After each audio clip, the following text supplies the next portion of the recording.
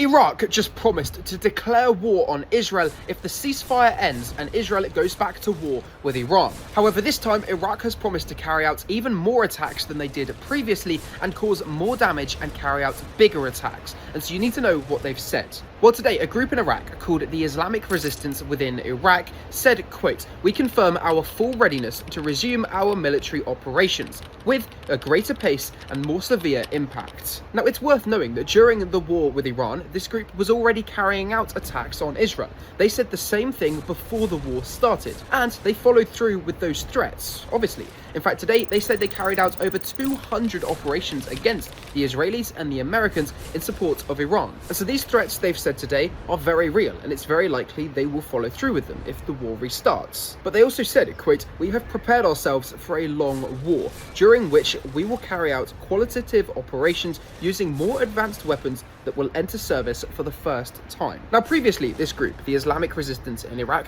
was using drones, small drones, and they were carrying out drone attacks onto things like American embassies, American military bases, Israeli troops in the region, etc. They weren't big attacks, but they were attacks that would obviously annoy the Americans and the Israelis. But this time they've now said that they're going to use more advanced, new weapons, which we haven't seen before.